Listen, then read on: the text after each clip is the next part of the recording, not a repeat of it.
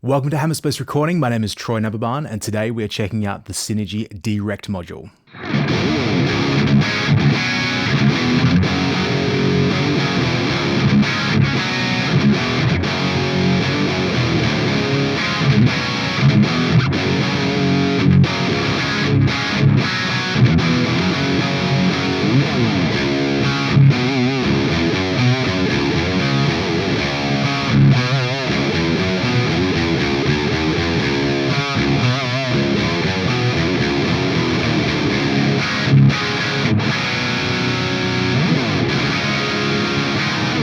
Like everybody that is in their mid-30s or older, I've got a bit of a soft spot for the Mesa Boogie dual rectifier. You can probably see one up in the rack there, a pink one, as a matter of fact. Thank you and shout out to my friend Seb for that one. I've been a big dual rectifier fan for many years. I initially wasn't because I found them very, very difficult to dial in when I was, younger guitar player and a younger engineer as well. It didn't really make any sense to me that there'd be this incredibly A, expensive amp, B, like beefy, woofy amp that just kind of sounded like a bit muddy and not very clear and easy to play, and yet it was still super popular and obviously used on a bunch of albums that I really like. I had a nu metal phase because I'm in my 30s, man. But as it turns out, it isn't just about the chugga chugga chugga. You can use dual rectifiers for a lot of sounds. You can use Mesa Boogies in general for a lot of sounds. My pink rectifier up there, apart from the fact it's pink and obviously I have to use it as much as possible, I've used it on a lot of different recordings from like maybe lighter rock things or just like more straight ahead rock tracks. I've used it for even like more bluesy country stuff in the clean setting. The DRECT module that we're looking at today obviously isn't as fully featured as a full dual rectifier head, but I think the sound is pretty much in the ballpark. I understand this particular module is based more on a Rev C, like an earlier version of the rectifier, which I believe I have played one of those a very, very long time ago that belonged to a friend of mine. I've worked with the 3-channel, which is the pink one up there, quite a lot. So that's a 2000s era, and I've worked with a Rev G model a bit too. And so I'm reasonably familiar with the sound and how to dial it in. And I think this module does a reasonably good job at getting that sound, probably more than a reasonably good job. I have put them side by side and compared them, and they were certainly in the ballpark. They were different, and I'm not 100% certain if that's because the version that this DRECT module is based on is an earlier version than the 3-channel that I have, but certainly the DNA is there, and it's still a pretty useful sound. We'll play through the amp. I'll reamp some riffs, and you'll have a listen to it, and then we'll have a bit of a chat about how I might like to dial the amp in and some observations that I have. Just twisting the knobs and getting some sounds out of it. So we'll be reamping some clips I made with my Undertone Audio GB tracker, using my 97 Les Paul Standard with bare knuckle cold sweats, running through the Syn20IR, running through a Marshall 4x12 cabinet mic'd with a single SM57, and using a Vintage 30 because, that's just what we do these days.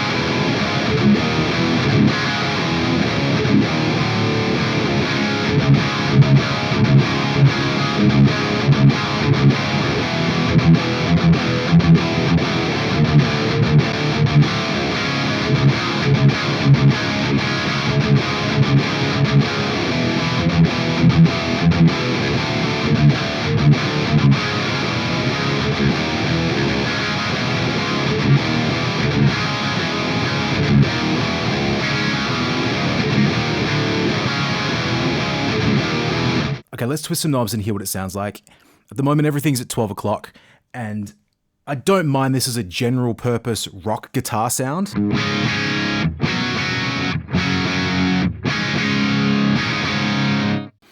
I feel like I just want to hear a little bit more hair on it, a little bit more fizz on top, which obviously turning the gain up will give us that. On dual rectifiers, the way that the treble control and the gain interact with each other is pretty important. I don't want to say it's unique, but it's certainly important. And also the way the presence really helps to shape the tone. It's a pretty complicated amp, like the actual amp itself. My experience is, I'd say, 70% with the 3 channels, so that's got its own quirks that I'm used to, whereas if this is based on the Rev C, it's a different set of quirks. But there's some pretty interesting tones you can get out of it. I think you probably heard that from the reamp tracks that I've already played through.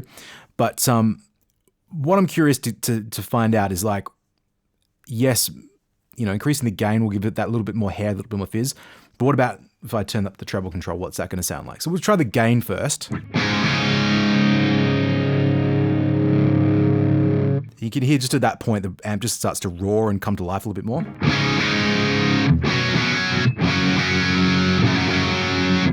Sounds pretty cool. We'll go back to halfway. Turn the treble up.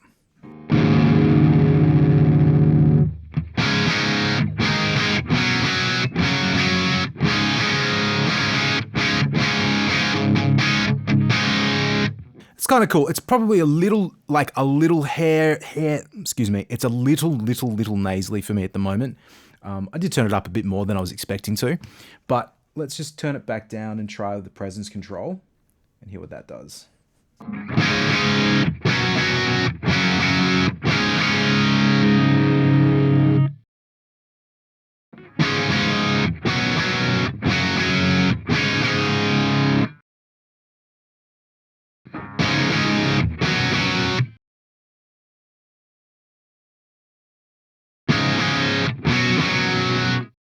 It's different. It's a different flavor, but it's kind of the saturation aside, the actual timbre change is sort of in the ballpark by just doing that that sort of tweak. Does it really matter? I don't know. I'm not one to just go full balls out high gain at all times, and I try and be a little bit more conservative when I'm playing and when I'm dialing in sounds, and partly because I feel like the way that I pick is very reactive to you know, to certain amps, and I just like to have a little bit more dynamics to play with there. You know, everyone's different with the way you approach the guitar, and that's completely fine. It's up to you how you want to dial it in. But it's kind of nice to know that that interaction is sort of present, and that's something about the real dual rectifier that I've found pretty important. Sometimes when I just want that like extra cut and that extra clarity, or even like the extra gain, the perception of more gain, it is just the treble control that gives it to me. So this kind of does the similar sort of thing, even though it's the presence control. On this amp with the Syn20IR and the structure switches, which I can't get enough of, I'm a little torn in terms of which setting I prefer the most. I would say on this channel, the orange channel / the blue channel, depending on, you know, how you want to read it, I feel like I like the A setting. The C setting is also really satisfying to play, but it's certainly a lot smoother, and it's got a lot more like low mid sort of like I don't know, steamroller to it is probably the only way I can describe it, even though that makes absolutely no sense.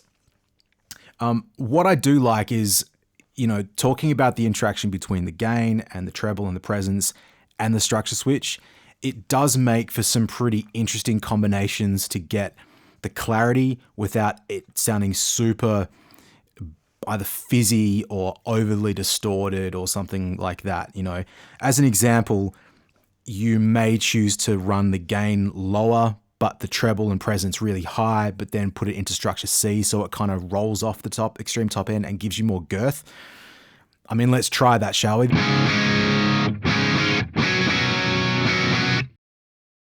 Let's go to structure C. So it's quite dark. turn the presence up to compensate. And maybe a little bit of extra treble.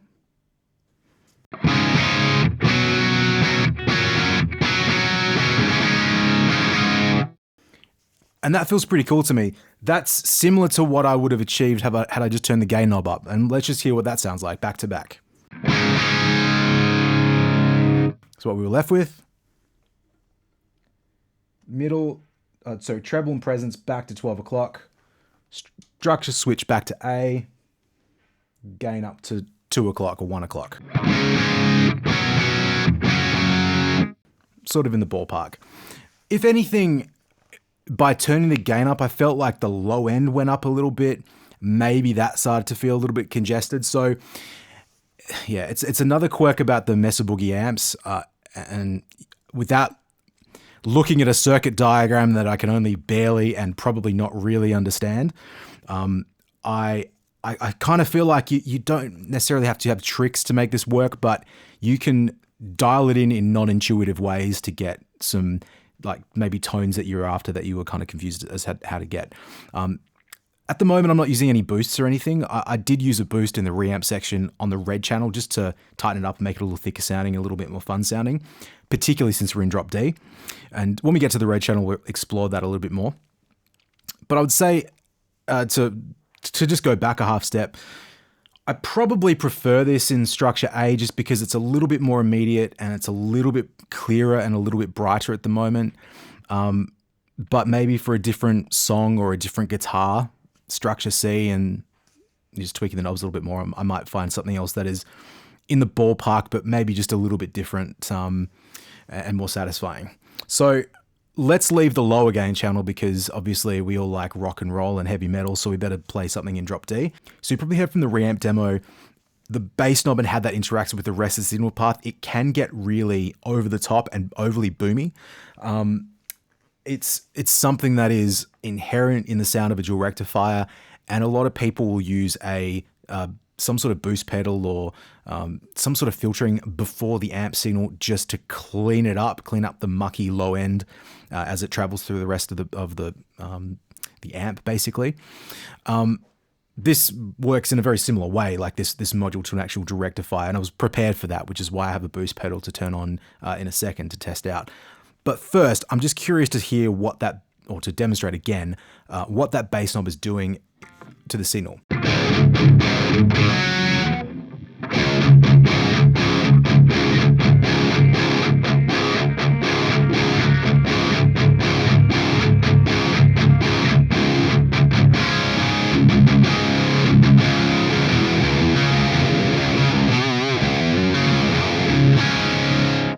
Doesn't actually feel too bad at the moment in that setting. I think if we flick to structure C, it's probably going to sound a little bit thicker. It's maybe a little muddier sounding, but still feels pretty warm. It's maybe not as extreme as what can happen on a real dual rectifier, for better or worse, which is probably interesting to note. The interesting thing though, if we go back to structure A for a second, with the bass turned up and the gain higher, I'm just curious to hear again how tight it sounds. I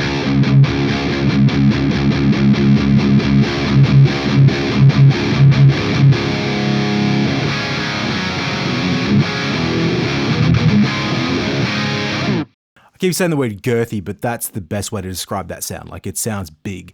In this higher gain setting with the bass left where it is, at slower tempo songs, if you're playing something a bit sludgier or a bit more down-tuned, I think it probably sounds really good and sounds really big and powerful. As you start to play something faster, like a bit more,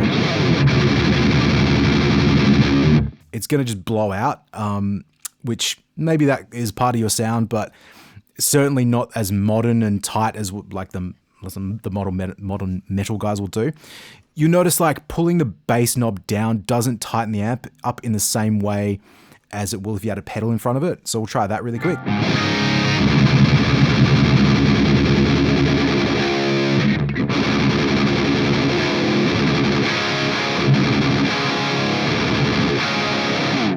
It sounds clearer, but it doesn't have the cutty, aggressive sort of a feel to it. So that's something that's better achieved with a pedal in front. And we might try that now. So I'll leave the gain where it's at, which is quite high. And we'll just kick the boost pedal in. So I've got a electric eye mud killer that I like to use in front of high gain heads because the high pass filter control is really easy to dial in the amount of like muddiness, so to speak, that you want to get out of your tone. So I'm just going to flick that on now. So this is the mud killer on.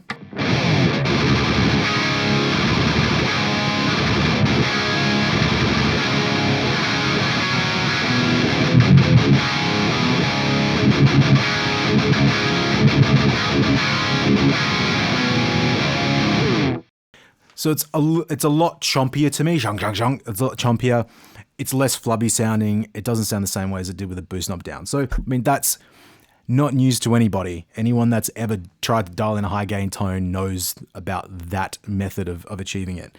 And obviously, if you're using higher output pickups or active pickups that are already pre-EQ'd, I mean, you'll get that sound anyway. For me with this Les Paul though, that feels reasonably cool if I was going to play something that's a bit tighter and a little bit more metally. I would still enjoy dialing in the rest of the EQ on this one and, you know, also playing the structure switch. Like, let's kick structure switch C on and hear what it sounds like. And this is still with the boost pedal on.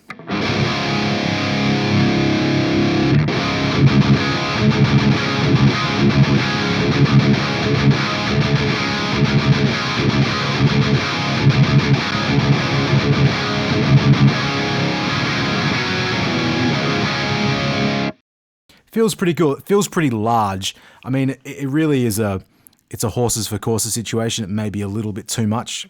What I'm going to do, I'm going to just dial the EQ a little bit more, maybe give it a little bit more presence and treble, leaving it in the structure switch C.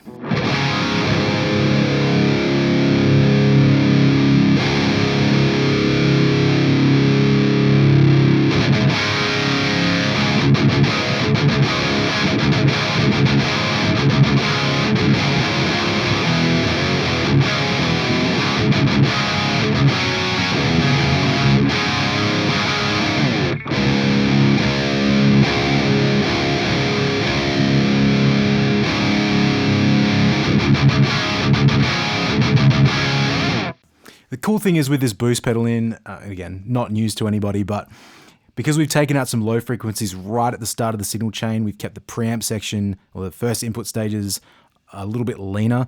We can actually use that bass knob to add a bit more bottom end later in the signal path just to still make the tone sound nice and big. So again, with the combination of that and the structure switch, you can get some pretty interesting tones. I'm in C at the moment. I'll flick back to A and we'll just hear what that sounds like.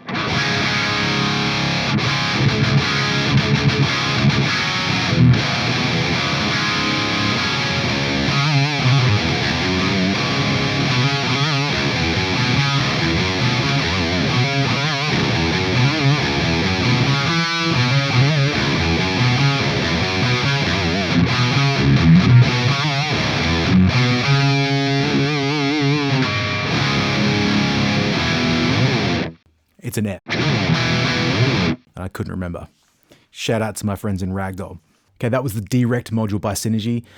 Another very, very cool module. I did try this module out when it first came out, and shout out to my buddy Leon who let me try it out for a couple of days. And I was pretty impressed with it. I put it up against my dual rectifier at the time and said dialed it in a little bit.